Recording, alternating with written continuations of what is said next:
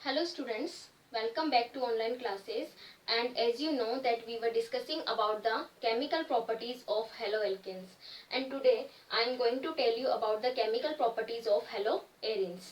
And before this we have to know the reagenotic structure of haloarenes. Means this is the I am taking the example of chlorobenzene. Chlorobenzene यानी कि हेलोएरिन का ये एक example है, that is the aromatic alkyl halide. तो यहाँ पर हमें हेलो एल्केन्स में मीन्स हेलो यानी एरोमेटिक एल्किल हैलाइड की रेजोनेटिक स्ट्रक्चर ड्रॉ करनी आनी चाहिए, जो कि हम ऑलरेडी 11th क्लास में पढ़ चुके हैं. तो यहाँ पर देखिए मैं थोड़ा सा रिवाइज करवा देती हूँ आपको कि हेलो ग्रुप जो होता है उसमें 3 लोन पेयर्स होते हैं. 3 लोन पेयर्स की वजह से क्या करता है, ये अपने एक लोन पेयर को यहाँ पे ट्रांसफर करता है और डबल बॉन्ड क्रिएट करता है और क्लोरीन कैरी करता है पॉजिटिव चार्ज, क्योंकि उसने अपने लोन पेयर डोनेट किए हैं. और इसी वजह से क्योंकि यहाँ पे जैसे ही डबल बॉन्ड बनेगा तो इस कार्बन की वैलेंसी 5 हो जाती है, और इस वजह से ये अपने ये डबल बॉन्ड जो है जो पाई इलेक्ट्रॉन है उसको पास वाले कार्बन पे ट्रांसफर कर देता है इस तरीके से. तो इस वजह से क्या होगा, ये स्ट्रक्चर इस तरीके से ड्रॉ होगी. यहाँ पे डबल बॉन्ड क्रिएट हो गया, क्लोरीन पे पॉजिटिव चार्ज आ जाता है और यहाँ पर इस कार्बन पे आ जाता है नेगेटिव चार्ज. तो अब इतना आने के बाद में मैंने आपको बताया था कि ये जो चार्ज है चाहे वो पॉजिटिव हो चाहे वो नेगेटिव हो, जैसे ही किसी एक ग्रुप की वजह से यहाँ पर एरोमेटिक रिंग पर जो पॉजिटिव नेगेटिव चार्ज आता है उसको हमें बाद में ऑर्थो के बाद में पेरा पोजीशन पे लाना है, फिर उसको ऑर्थो पोजीशन पे लेके जाना है, और जो 2 पाई इलेक्ट्रॉन्स या डबल बॉन्ड बचे हैं उनको उन कार्बन्स पे लगाना है जहां पर ये ग्रुप और चार्ज टच ना करे. तो इस तरीके से ये रेजोनेटिक स्ट्रक्चर है क्लोरोबेंजीन में. अब हमें बात करनी है इनकी केमिकल प्रॉपर्टीज की, किसकी, हेलोएरिन्स की. तो हेलोएरिन यानी कि aromatic alkyl halides electrophilic substitution reaction show करते हैं. किस तरीके की रिएक्शन शो करते हैं, electrophilic substitution reaction. They can not show या do not show the nucleophilic substitution reaction, जो हमने बात करी थी एलिफेटिक एल्किल हैलाइड में SN1 और SN2. तो जो हेलोएरिन्स होते हैं ये क्या करते हैं, न्यूक्लियोफिलिक सब्स्टिट्यूशन रिएक्शन शो नहीं करते हैं, लेकिन अगर हम उनको कुछ स्पेशल कंडीशन प्रोवाइड करते हैं तो कुछ क्वांटिटी में हम SN जो रिएक्शन है वो करवा सकते हैं एरोमेटिक एल्किल हैलाइड में, जिनकी बात भी हम करेंगे. तो सबसे पहले हम इलेक्ट्रोफिलिक सब्स्टिट्यूशन रिएक्शन की बात करते हैं. तो यहाँ पर क्या होता है, बेंजीन रिंग पर कोई इलेक्ट्रोफाइल आके जुड़ता है. क्या आके जुड़ता है, इलेक्ट्रोफाइल. और इलेक्ट्रोफाइल क्या होते हैं, these are the electron deficient species और पॉजिटिवली चार्ज्ड आयंस. ठीक है, तो इलेक्ट्रोफाइल क्या करेगा, अटैक करेगा कहां पर, बेंजीन रिंग पे. तो अब आपको समझ में आया होगा कि पॉजिटिवली चार्ज है या कि इलेक्ट्रॉन डेफिशिएंट है, तो ये कहां पर जाके अटैच करेगा, जहां पर इसको इलेक्ट्रॉन डेंसिटी मिलती है. तो अगर हम रेजोनेटिक स्ट्रक्चर्स को देखें तो हमें इलेक्ट्रॉन डेंसिटी कहां अवेलेबल है, ऑर्थो और पेरा पोजीशंस पे.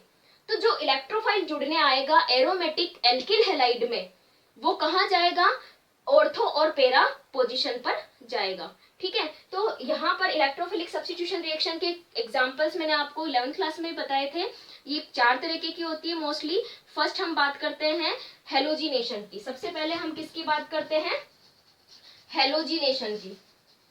और हेलोजिनेशन का जैसे नाम से समझ में आ रहा है किसका एडिशन होगा, हेलोजन का. तो देखिए किस तरीके से हेलोजिनेशन होता है. ये मैंने एग्जाम्पल ले लिया एक एरोमेटिक एल्किल हैलाइड का, और यहाँ पर मैं हेलोजिनेशन करवाती हूँ, यानी मैंने क्या जोड़ा है, यहाँ पर हेलोजन का एडिशन करवाती हूँ मैं यहाँ पर, और रिएक्शन करवाती हूँ. और किसकी प्रेजेंस में होती है, एनहाइड्रस एल्यूमिनियम क्लोराइड की प्रेजेंस में. तो यहाँ से हमें इलेक्ट्रोफाइल क्या मिलता है, इलेक्ट्रोफाइल हमें मिलता है क्लोरोनियम आयन. तो अब ये क्लोरोनियम आयन कहाँ जुड़ेगा, या तो ऑर्थो पे जुड़ेगा या फिर पेरा पे. ऑर्थो पोजीशन 2 होती है, पेरा 1 होती है. तो हमारे जो प्रोडक्ट्स बनते हैं वो किस तरीके से बनेंगे, देखिए एक तो यहाँ पे ये ग्रुप तो एज सच है, ये जो ग्रुप बनाया मैंने वो तो एज इट इज है. अब जो यहाँ से जो क्लोरोनियम आयन आएगा वो कहाँ जुड़ेगा, या तो पेरा पे जुड़ेगा या फिर ऑर्थो पोजीशन पे जुड़ता है इस तरीके से. तो ये हमारे मेन प्रोडक्ट्स बन जाएंगे. ये हो गई हेलोजिनेशन. हमें सिर्फ क्या बातें याद रखनी, एक तो हमें इलेक्ट्रोफाइल याद रखनी है और कहाँ जुड़ेगा वो याद रखने हैं, क्योंकि यहाँ से रेजोनेटिक स्ट्रक्चर से हमें पता चलता है कि जो हेलो ग्रुप होता है वो कैसा है, ऑर्थो पैरा डायरेक्टिंग है। कैसा है, ऑर्थो पैरा डायरेक्टिंग। मीन्स ये क्या करता है, आने वाले इलेक्ट्रोफाइल को इंडिकेट करता है या उसको बताता है कि आपको कहाँ जुड़ना है, ऑर्थो और पैरा पोजीशन पर जुड़ना है। अब अगर हम हेलोजिनेशन के बाद में नेक्स्ट रिएक्शन की बात करते हैं, and that is the nitration. Second reaction क्या है, नाइट्रेशन। और नाइट्रेशन में क्या किससे रिएक्शन होगी, नाइट्रेशन में रिएक्शन होती है कंसंट्रेट HNO3, कंसंट्रेट HNO3 और H2SO4 के मिक्सचर से। ठीक है, अब यहां से हमारे प्रोडक्ट से पहले हम बात करते हैं इलेक्ट्रोफाइल की, क्योंकि नाइट्रेशन हो रहा है यानी कि आप लोगों को समझ आ गया होगा कि नाइट्रो ग्रुप ऐड होगा, तो यहां से इलेक्ट्रोफाइल क्या मिलता है हमें, nitronium ion. This is the electrophile and ये कहाँ जुड़ेगा, अगेन ऑर्थो और पैरा पोजीशन पे। तो किस तरीके से हमारे प्रोडक्ट बनेंगे, NO2 ऑर्थो पे जुड़ेगा और NO2 कहाँ जुड़ेगा, पैरा पोजीशन पे। तो इस तरीके से नाइट्रोजन कंप्लीट होता है। किसकी प्रेजेंस में करानी है, कंसंट्रेट HNO3 और H2SO4 की प्रेजेंस में। इलेक्ट्रोफाइल क्या बनेगा, नाइट्रोनियम आयन, और प्रोडक्ट इस तरीके से ऑर्थो और पैरा पोजीशन पे नाइट्रो ग्रुप ऐड करा के शो करना है। ठीक है, नेक्स्ट रिएक्शन हम लेते हैं सल्फोनेशन। नेक्स्ट जो रिएक्शन है that is the sulphonation. Sulphonation में किससे रिएक्शन होती है, सल्फोनेशन में हमें रिएक्शन करानी है फ्यूम्ड H2SO4 से। जैसा कि नाम से समझ में आ रहा होगा सल्फोनेशन, यानी यहाँ पर क्या जुड़ेगा, इलेक्ट्रोफाइल क्या देगा हमें, ये सल्फोनियम आयन इस तरीके से। एंड हम इसे और क्या लिख सकते हैं, SO3H, इस तरीके से भी हम लिख सकते हैं। ठीक है, तो ये सल्फोनियम आयन अगेन कहाँ जुड़ेगा, ऑर्थो और पैरा पोजीशन पे। यहाँ पर ही हम लिख सकते हैं इस तरीके से, या हम इसको ऐसे भी लिख सकते हैं, दोनों ही करेक्ट है। अगर आप ऐसे लिखते हो तो भी करेक्ट है, वो भी करेक्ट है, लेकिन बॉन्ड कार्बन और ऑक्सीजन के बीच में फॉर्म होता है, ये हमें पता होना चाहिए। तो इस तरीके से क्या होगा, इलेक्ट्रोफाइल जो भी हमें यहाँ से अवेलेबल होगा वो ऑर्थो और पैरा पोजीशन पे आके जुड़ता है। क्यों जुड़ता है उसका रीजन हम ऑलरेडी देख चुके हैं कि क्योंकि इलेक्ट्रोफाइल इलेक्ट्रॉन डेफिशिएंट होता है, तो वो कहाँ जाएगा, इलेक्ट्रॉन जहां उसको मिलेंगे। कहाँ मिलते हैं रेजोनेंस, जब ये hello aromatic alkyl halide resonance show करते हैं तो इलेक्ट्रॉन डेंसिटी कहाँ इंक्रीज होती है, ऑर्थो और पैरा पोजीशन पे। तो इलेक्ट्रोफाइल कहाँ जुड़ेगा, ऑर्थो और पैरा पोजीशन पे। हमें ये चीज ध्यान रखनी है। नेक्स्ट जो मोस्ट इंपॉर्टेंट रिएक्शन है that is the Friedel Crafts reaction. कौन सी है next reaction, Friedel Crafts reaction. तो इसकी हम अलग से ही बात कर लेते हैं अच्छे से ही, क्योंकि ये दो तरीके की होती है, Friedel Crafts acylation and Friedel Crafts alkylation. तो फर्स्ट हम बात करते हैं जो fourth type of electrophilic substitution reaction है that is the Friedel Crafts reaction. और Friedel Crafts reaction again classified into two types. First is the alkylation. First में हम क्या लेंगे, एल्काइलेशन। तो यहां से आपको समझ में आ ही गया होगा कि कौन सा ग्रुप जुड़ेगा, एल्काइल ग्रुप जुड़ेगा। तो देखिए यहाँ पर ये मैंने एक एग्जांपल लिया है हेलो एल्केन का, यानी कि हेलो एरीन का, और यहाँ पर हमें क्योंकि हम एल्काइलेशन करा रहे हैं तो हमें लेना होगा RX। क्या लेना होगा, RX। ठीक है, इस तरीके से मैंने CH3Cl लिया है। और किसकी प्रेजेंस में होता है ये, एनहाइड्रस एल्यूमिनियम क्लोराइड की प्रेजेंस में। प्रोडक्ट क्या बनेगा, पहले तो मैं एज इट इज ऐसे ही लिख देती हूँ दोनों। ठीक है, और क्योंकि यहाँ से इलेक्ट्रोफाइल हमें मिलता है CH3+, यानी कि एल्काइल या कार्बोकेटाइन भी हम बोल सकते हैं। क्या बोल देंगे इसको, कार्बोकेटाइन। तो यहाँ से इलेक्ट्रोफाइल ये मिलता है हमें यहाँ से। ठीक है, तो ये कहाँ जुड़ेगा, ऑर्थो और पैरा पोजीशन पर। ठीक है, क्योंकि जो हेलो ग्रुप होता है वो कैसा होता है, ऑर्थो पैरा डायरेक्टिंग। एल्काइलेशन के बाद में हम सेकेंड बात करते हैं असाइलेशन।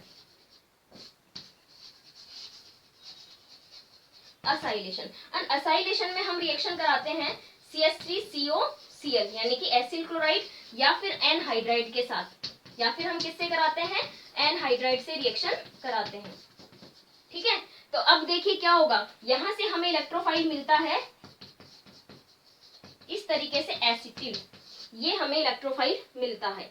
और ये इलेक्ट्रोफाइल फिर कहाँ जुड़ेगा, अगर मैं यहाँ पर अगर प्रोडक्ट बनाती हूँ तो देख लीजिए यहीं पर ही किस तरीके से जुड़ेगा, ऑर्थो पे और पैरा पे। ठीक है, तो इस तरीके से हमारे फ्रीडल क्राफ्ट एल्काइलेशन और असाइलेशन के प्रोडक्ट मिलते हैं। हमें सिर्फ ध्यान रखना है इलेक्ट्रोफाइल का और कहाँ जुड़ना है उसका। तो ये हमारी इलेक्ट्रोफिलिक सब्स्टिट्यूशन रिएक्शंस कंप्लीट होती हैं, जो कि एरोमेटिक एल्किल हैलाइड्स की कैरेक्टरिस्टिक प्रॉपर्टी होती है। फिर हम बात करेंगे न्यूक्लियोफिलिक सब्स्टिट्यूशन रिएक्शन की। जैसे कि मैंने वीडियो के स्टार्टिंग में बताया था कि जो एरोमेटिक एल्किल हैलाइड होते हैं यानी कि जो हेलोएरिन्स होते हैं, these do not show the nucleophilic substitution reaction and that is the SN reaction. SN reactions are not seen in haloalkanes या haloarenes, या हम और बोल सकते हैं एरोमेटिक, इंपॉर्टेंट है, पूछा जाता है, एल्किल हैलाइड्स।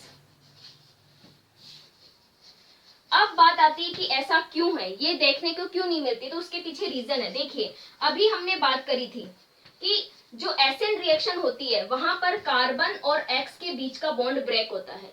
जो SN1 और SN2 रिएक्शन होती है वहां पर ये बॉन्ड ब्रेक होता है। अब हमें अगर मुझे एरोमेटिक एल्किल हैलाइड में सब्स्टिट्यूशन रिएक्शन करवानी है तो हमें ये वाला बॉन्ड ब्रेक करना होगा, and that is not so easy. ये इतना इजी नहीं होता है। क्यों नहीं होता है, उसके पीछे रीजन अभी हमने बात करी थी कि बिकॉज ऑफ रेजोनेंस, रेजोनेंस की वजह से यहाँ पर क्या आ जाता है, पाई बॉन्ड करेक्टर आ जाते हैं। क्या आ जाते हैं, पाई बॉन्ड करेक्टर, यानी कि यहाँ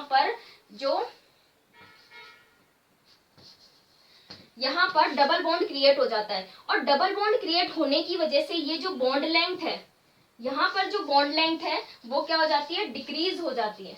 बॉन्ड लेंथ क्या हो जाती है, डिक्रीज हो जाती है। अब बॉन्ड लेंथ डिक्रीज हो जाती है तो हमने 11th क्लास में पढ़ा था कि उस बॉन्ड को तोड़ना, जैसे कि मैंने चौक का एग्जांपल दिया था कि चौक जैसे जैसे छोटा होता जाता है वैसे उसको ब्रेक करना मुश्किल होता जाता है। तो यहाँ पर पाई बॉन्ड आने की वजह से यहाँ पर बॉन्ड लेंथ क्या हो जाती है, डिक्रीज हो जाती है, जिसकी वजह से कार्बन और हेलोजन के बीच का बॉन्ड ब्रेक करना मुश्किल हो जाता है। उसके अलावा जिस कार्बन पर जो हेलो ग्रुप जुड़ा हुआ है दैट इज sp2, ये कौन सा होता है, sp2 होता है, जिसकी वजह से क्या होगा, ये जो है मोर इलेक्ट्रोनेगेटिविटी शो करेगा और ये क्लोरीन को अपने पास खींच के रखेगा, जिससे भी जो भी एक हम एक्सप्लेनेशन दे सकते हैं बॉन्ड लेंथ के डिक्रीज होने का। उसके अलावा हमने पढ़ा था कि जब ये बॉन्ड ब्रेक होता है तो कार्बन पे आता है पॉजिटिव चार्ज और क्या बनते हैं, कार्बोकेटाइन बनते हैं। मान लीजिए अगर हम ये बॉन्ड ब्रेक कर देते हैं तो हमें इंटरमीडिएट क्या मिलेगा, phenyl cation, that is not stable, ये स्टेबल नहीं है। तो इस तरीके से इन रीजंस की वजह से जो है वो एरोमेटिक एल्किल हैलाइड्स SN यानी कि न्यूक्लियोफिलिक सब्स्टिट्यूशन रिएक्शन शो नहीं करती है। बट लेकिन अगर हम कुछ स्पेशल कंडीशंस अगर इनको प्रोवाइड करते हैं तो ये रिएक्शन शो कर सकते हैं। जैसे कि हम बात करते हैं, और ये रिएक्शन आपको याद भी रखनी क्योंकि इंपॉर्टेंट है, पूछ लेते हैं कई बार, क्योंकि मोस्टली बच्चों को ये चीज तो याद रह जाती है लेकिन किन कंडीशंस में सब्स्टिट्यूशन रिएक्शन ये शो कर सकते हैं वो कंडीशंस हमें याद नहीं रहती है। तो देखिए क्या होता है कि अगर हम यहाँ पर हम क्या प्रोवाइड करते हैं, बेस। सब्स्टिट्यूशन रिएक्शन में हम RX की रिएक्शन किससे कराते हैं, बेस से कराते हैं। तो वैसे तो ये रिएक्शन नहीं होगी, लेकिन अगर हम हाई प्रेशर और क्या कर दें, हाई टेम्परेचर प्रोवाइड कर दें, ठीक है।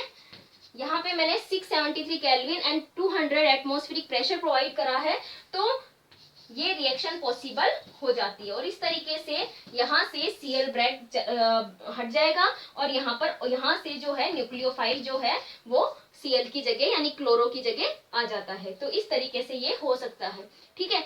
अब इसमें एक चीज और हमें याद रखनी है, अगर हम एरोमेटिक रिंग पर कोई इलेक्ट्रॉन विथड्रॉइंग ग्रुप ऐड कर देते हैं, क्या ऐड कर देते हैं, इलेक्ट्रॉन विथड्रॉइंग मींस जो इलेक्ट्रॉन्स को अपनी तरफ खींचता है, या हम ये भी बोल सकते हैं कि -I इफेक्ट वाला अगर कोई ग्रुप ऐड कर देते हैं तो ये रिएक्शंस कम टेम्परेचर और प्रेशर पर भी पॉसिबल हो सकती है। जैसे कि मान लो मैंने यहाँ पर एक नाइट्रो ग्रुप जोड़ा है। नाइट्रो ग्रुप क्या होता है, इलेक्ट्रॉन्स को अपनी तरफ खींचता है, -I इफेक्ट शो करता है, और इलेक्ट्रॉन विथड्रॉइंग ग्रुप है, -I इफेक्ट शो करता है। तो देखिए क्या होगा, अब हमें इतना प्रेशर ना लगाना पड़ेगा, हमें कम प्रेशर पर ही रिएक्शन हो जाती है। जैसे कि हम मान लें 573 केल्विन रिएक्शन हो जाती है, ठीक है। अगर मैं यहाँ पर 2 नाइट्रो ग्रुप ऐड कर देती हूँ, मैंने यहाँ पर एक नाइट्रो और ऐड कर दिया है, तो ये रिएक्शन और भी कम टेम्परेचर पर हो जाती है, जैसे कि 273 केल्विन पर ये रिएक्शन पॉसिबल हो जाती है। मान लीजिए मैंने एक नाइट्रो ग्रुप और ऐड कर दिया, तो अब की बार क्या होगा, हमें किसी तरीके की कोई एनवायरमेंट नहीं देना पड़ेगा और सिंपली एक्वस NaOH प्रोवाइड करते ही ये रिएक्शन पॉसिबल हो जाती है। तो ये ऐसा क्यों हुआ है, because of the 3 electron withdrawing group, in groups की वजह से ऐसा हुआ है। तो इस तरीके से केमिकल प्रॉपर्टीज की हमने बात कर ली है, हेलो एल्केन्स में भी और हेलो एरिन्स में भी। नेक्स्ट हम बात करेंगे हमारे नेक्स्ट वीडियो में। Thank you.